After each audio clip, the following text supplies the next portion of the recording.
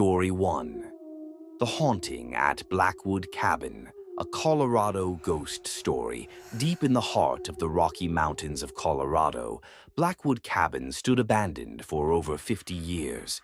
The locals whispered tales of strange lights flickering in the windows, eerie whispers drifting through the trees, and a chilling presence that lurked just beyond the shadows. But to Mark, Jenna, and Tyler, it was the perfect spot for a weekend getaway.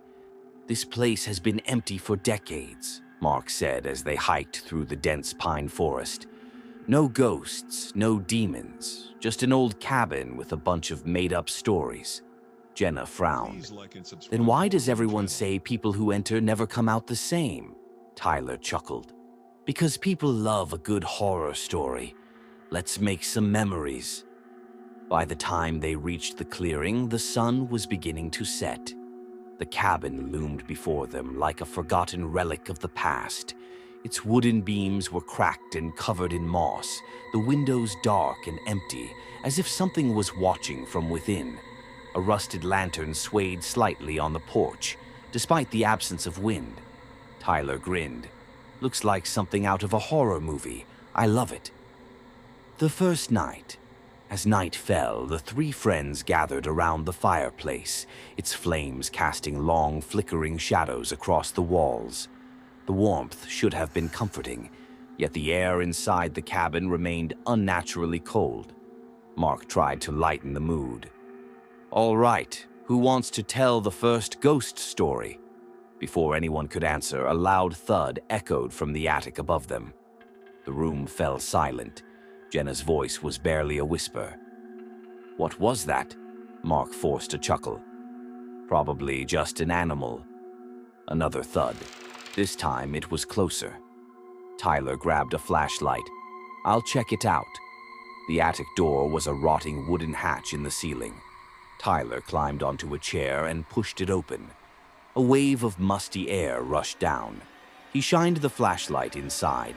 Dust floated in the air, and the wooden floorboards creaked under an unseen weight.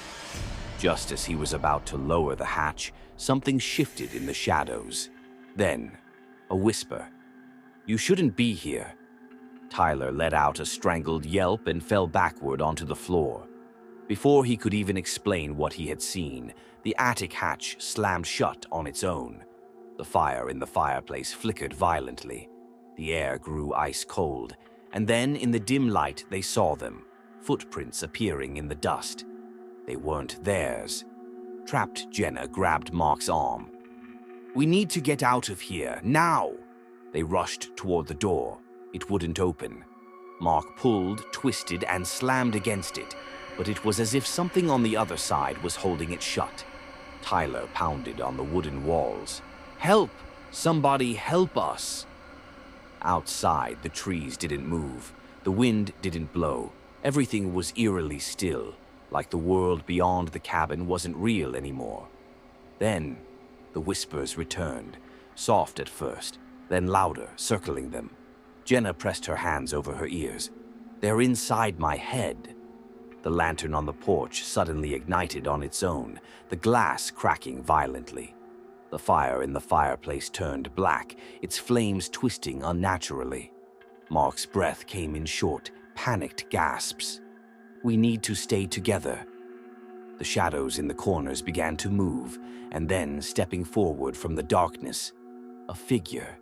It was tall, its face hollow and stretched, with eyes black as night. Jenna let out a strangled scream as the lights flickered, and then everything went black. The next morning, when rescue teams arrived, the cabin was empty. The fire had burned out, the chairs were overturned, and the door, once impossible to open, swung loosely on its hinges. But there was no sign of Mark, Jenna, or Tyler, only their footprints leading into the woods, but never coming back. Some say if you stand outside Blackwood Cabin at night, you can still hear their whispers. Story 2. Blackwood Cabin. The Cursed Return. For years, the legend of Blackwood Cabin in the Rocky Mountains of Colorado had terrified locals. It was said to be cursed, a place where whispers haunted the wind, shadows moved on their own, and those who entered were never the same again. Most people stayed far away, except for Daniel Carter. Daniel was a journalist obsessed with uncovering the truth behind haunted places. He had heard about Mark, Jenna, and Tyler, the three friends who had disappeared months ago. He wanted to find out what really happened. Armed with a flashlight, a camera, and a voice recorder, Daniel hiked deep into the forest, his every step crunching against the fallen leaves. The sun had begun to set when he finally reached it. Blackwood Cabin. It stood just as the stories described, dark, rotting, abandoned, as if it had been waiting for him. The rusted lantern on the porch swayed without wind. The windows, pitch black, seemed to stare back at him. Daniel took a deep breath.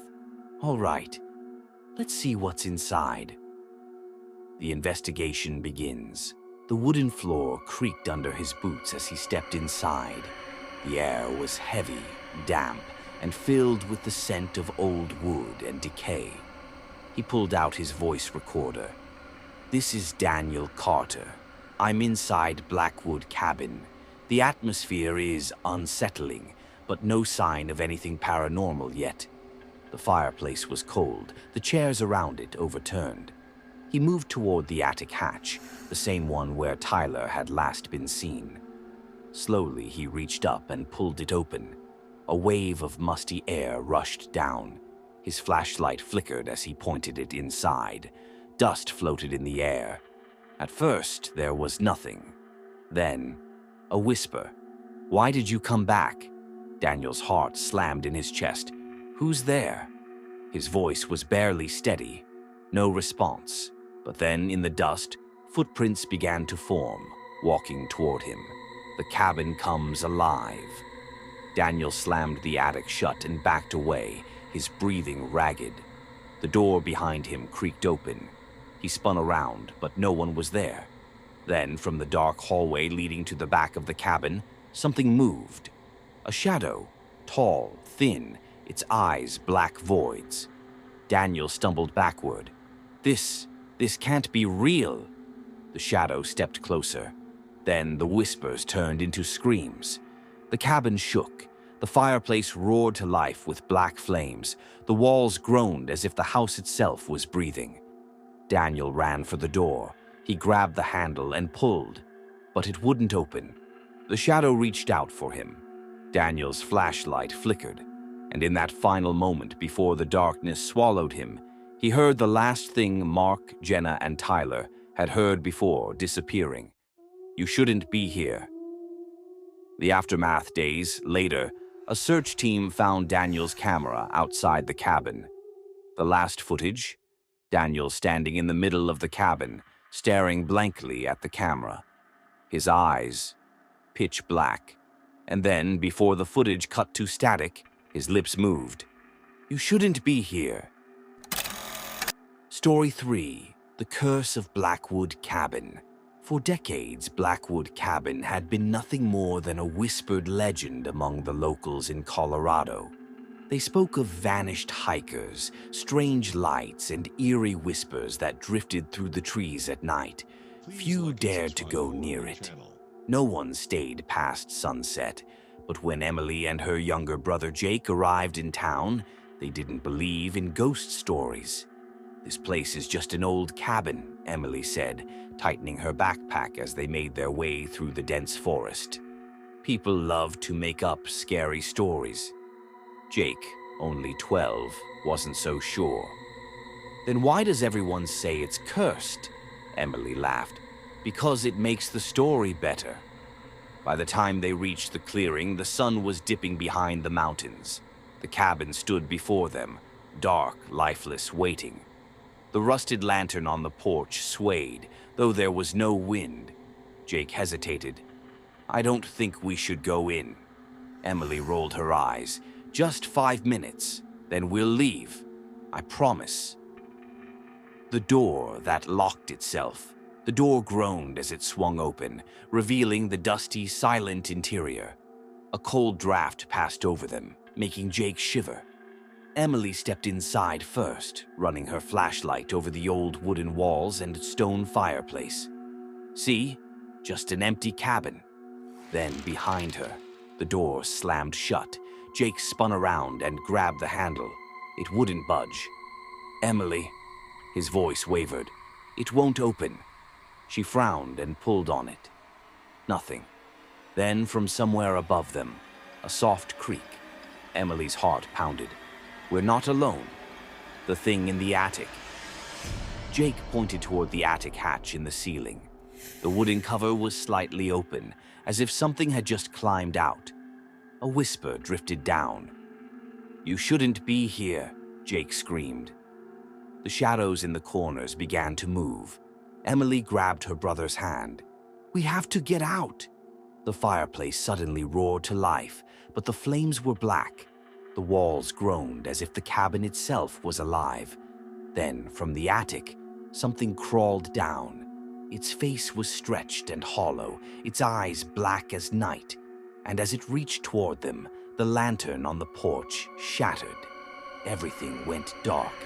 The next morning, when a group of hikers found the cabin the next day, it was empty.